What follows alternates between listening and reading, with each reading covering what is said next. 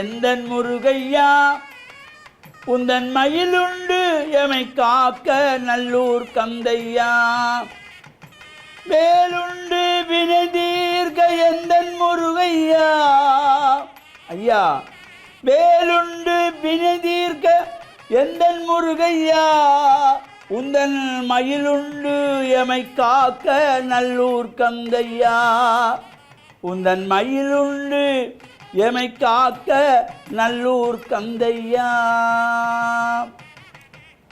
வெற்றிவேல் முருகனுக்கு அரோகரா. அலங்கார கந்தனுக்கு அரோகரா. ஓம் நமச்சிவாய. மேன்மைகள் சைவ நீதி விளங்குக உலகமெல்லாம். நோயற்ற வாழ்வே குறைவற்ற செல்வம். அந்த நோய் நொடி இல்லாத வாழ்வு இந்த உலக மக்கள் எல்லோரும் வாழ வேண்டும் என்று கலியுகத்தின் காந்தமலை ஜோதியாகிய சபரிமலை சுவாமி ஐயப்பனுடைய திருவடிகளை சிறந்தாழ்த்தி டான் தமிழொலி ஓம் தொலைக்காட்சி நேயர்கள் அனைவருக்கும் சர்வதேச இந்து மத குருப்பீடம் அகில இலங்கை சபரிமலை ஸ்ரீ சாஸ்தா பீடத்தின் சார்பில் இனிய வணக்கங்களும் நல்லாசிகளும். இன்றும் மங்களகரமான குரோதி வருஷம் ஆவணி மாதம் 8ஆம் நாள் 24/8/2024 சனிக்கிழமை.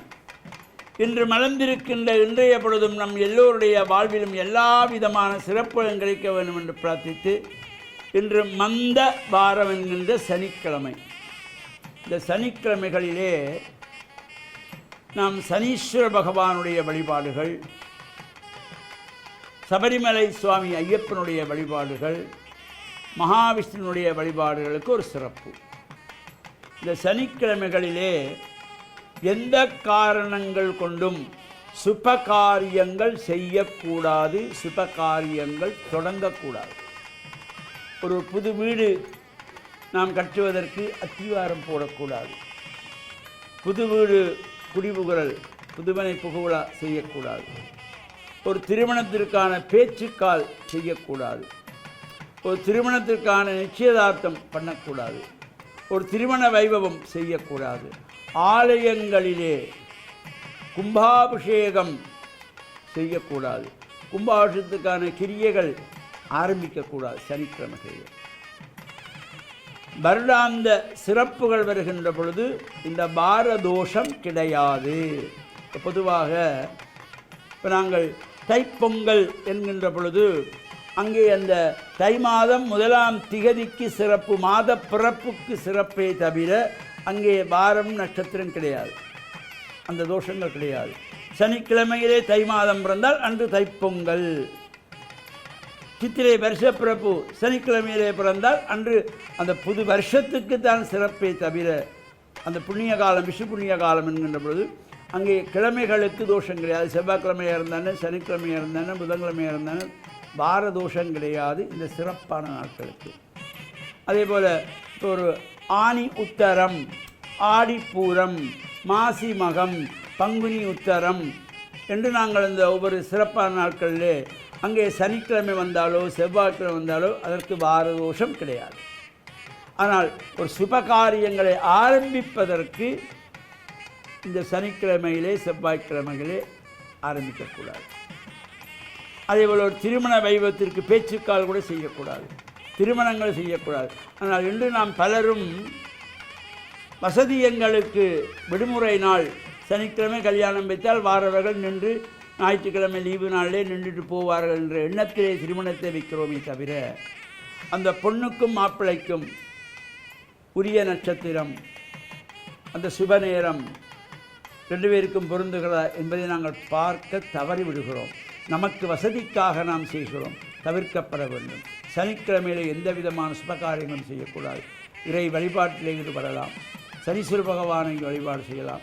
எள்ளெண்ணெய் தீபங்கள் ஏற்றி வழிபாடு செய்வது, நாம் உடம்பு பூரா எண்ணெய் தேய்த்து ஸ்நானம் செய்வது. அதனாலே தான் தமிழ் மூதாட்டி ஔவை அழகாக சொன்னார், சனி நீராடு, சனிக்கிழமையிலே எண்ணெய் வைத்து ஸ்நானம் செய்ய வேண்டிய நாள்.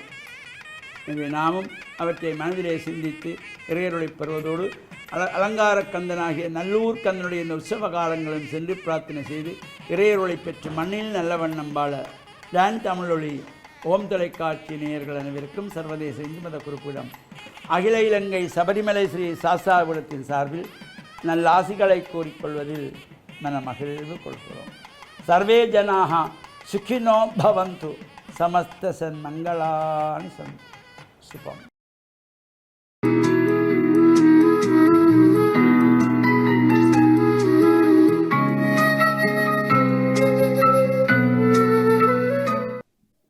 இறை இயேசுவில் என் அன்பு நெஞ்சங்களே, கிறிஸ்தவ நற்சிந்தனை வேளையில் உங்களை சந்திப்பதிலே பெரும் மகிழ்வு கொள்கின்றேன்.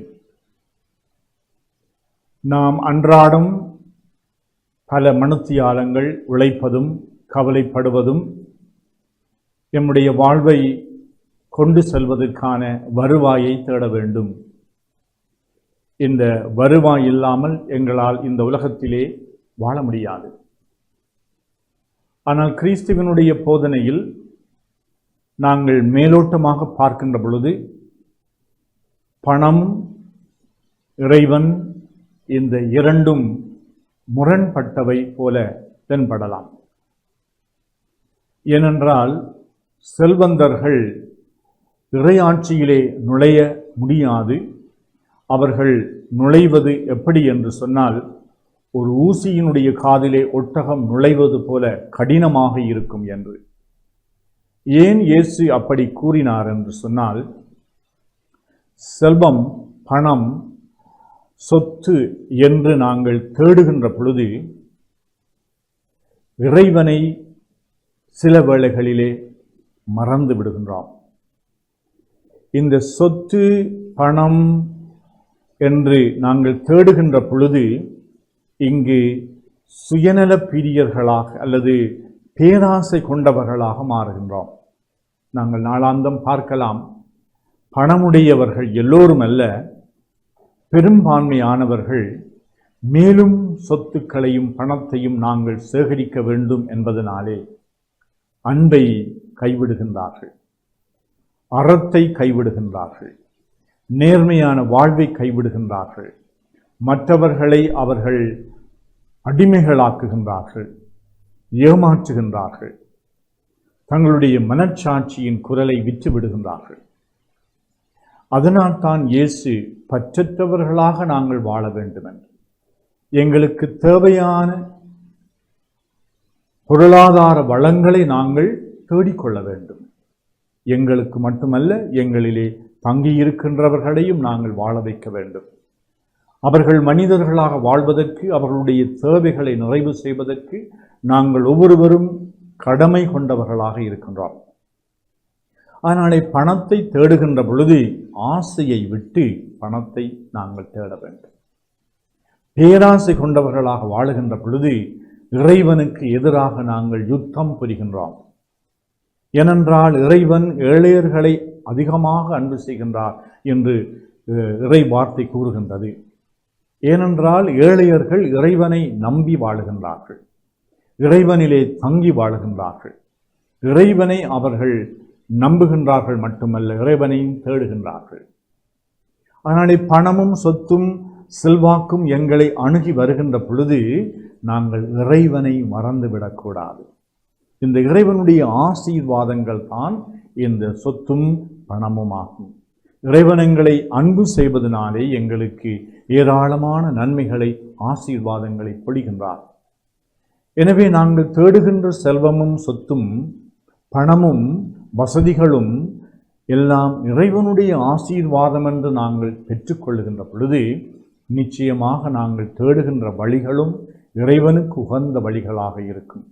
நேர்மையற்ற முறையிலே பணத்தை திரட்டுகின்றவர்கள், மற்றவர்களை அடிமைப்படுத்தி தங்களுடைய செல்வத்தை வளர்க்க விரும்புகின்றவர்கள், மற்றவர்களை அடிமைகளாக்குவது மட்டுமல்ல, பொருட்களாக அவர்களை ஏமாற்றி அவர்களை சுரண்டி வாழுகின்றவர்கள் நிச்சயமாக இறைவனுடைய கண்ணுக்கு அவர்கள் பொருத்தமில்லாதவர்கள், நல்லவர்கள் அல்ல. அவர்களுடைய உள்ளத்திலே இறைவன் அந்த அமைதியை, நிம்மதியை கொடுக்க மாட்டார். ஆனால் இறைவன் தருகின்ற அமைதியை, நிம்மதியை நாங்கள் பெற வேண்டுமென்றால் அவர் ஆசீர்வாதமாக தருகின்ற எங்களுடைய உழைப்பு, எங்களுடைய கடினமான எங்களுடைய முயற்சிகள், எங்களுடைய விடாமுயற்சி, எங்களுடைய அறிவு, எங்களுடைய ஆற்றல்கள் இவற்றையெல்லாம் நாங்கள் பயன்படுத்தி செல்வத்தை திரட்டினாலும் நாங்கள் இறைவனை மறந்துவிடக்கூடாது. இறைவன் காட்டுகின்ற வழியிலே நாங்கள் அவற்றை தேடவும், அவற்றை பயன்படுத்தவும், அவற்றை இறைவனுடைய ஆசீர்வாதம் என்று பெற்றுக்கொள்ளவும் இறைவன் எங்களுக்கு அருள் கூற வேண்டும் என்று இந்த நல்ல நாளிலே உங்கள் அனைவருக்காகவும் பிரார்த்திக்கின்றேன். ஆமென்.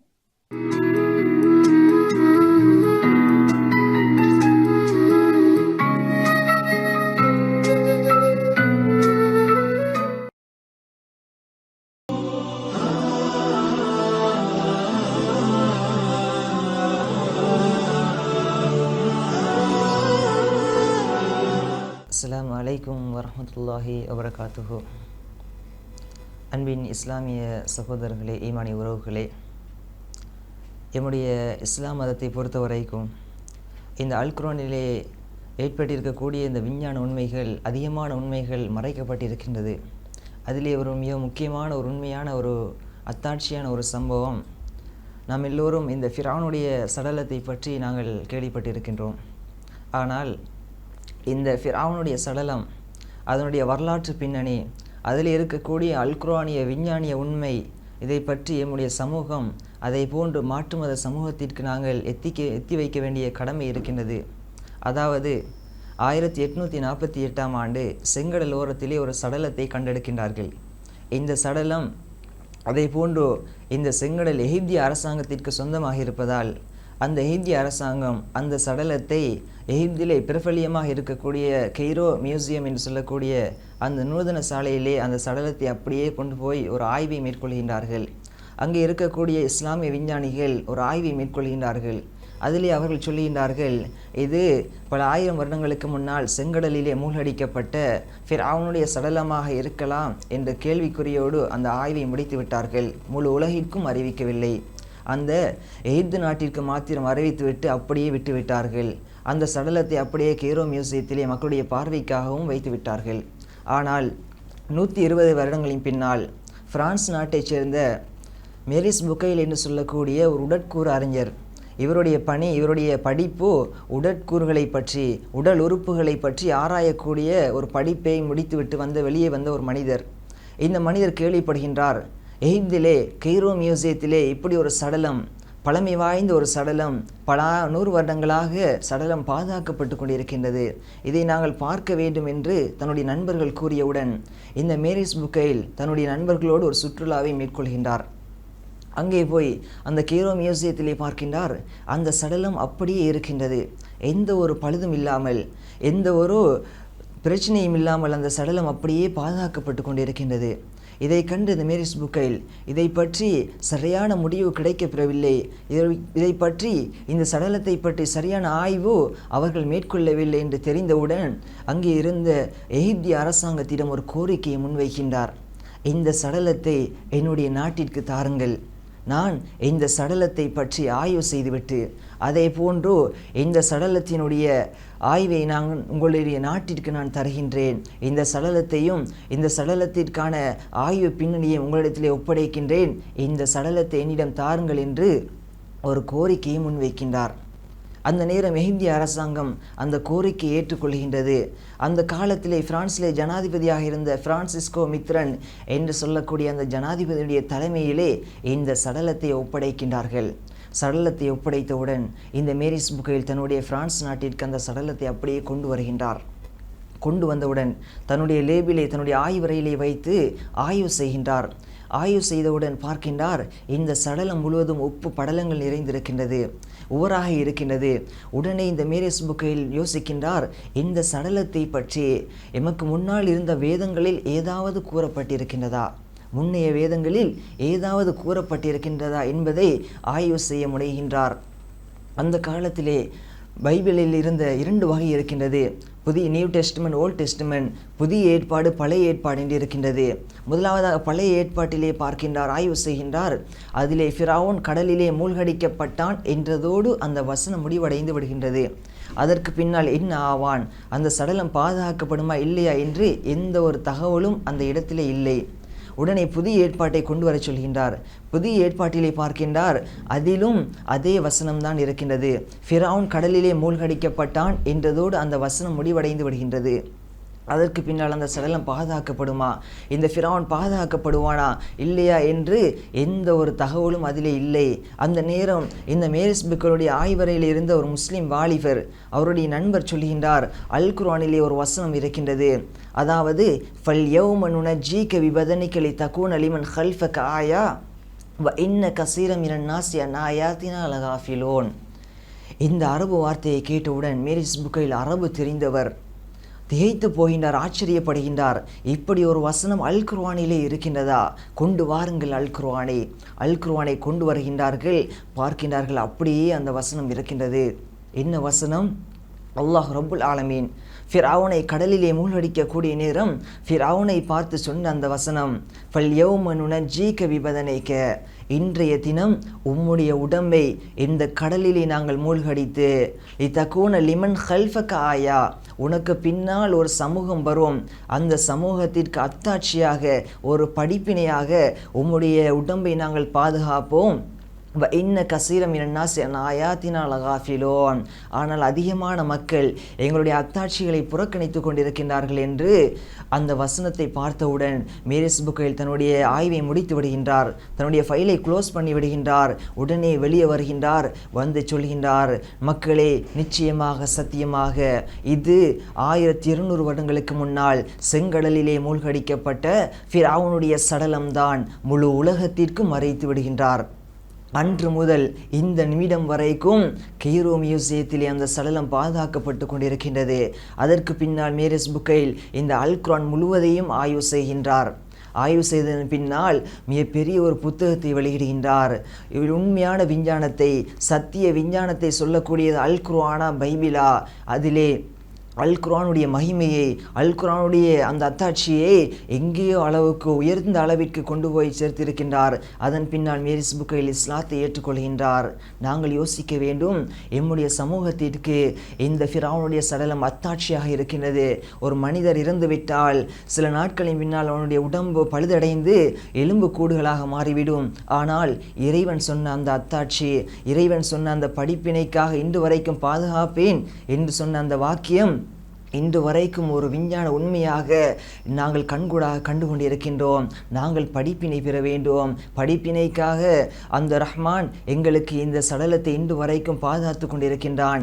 எனவே நாங்கள் படிப்பினை பெற்று இறைவனை அஞ்சக்கூடிய மக்களாக நாங்கள் மாறுவதற்கு எல்லாம் உள்ள ரஹ்மான் எங்கள் அனைவருக்கும் துணை செய்வானாக. வாஹ்ரதவான் அல்ஹம்துலில்லாஹி ரப்பில் ஆலமீன். அஸ்ஸலாமு அலைக்கும் வரஹ்மத்துல்லாஹி வபரகாத்துஹு.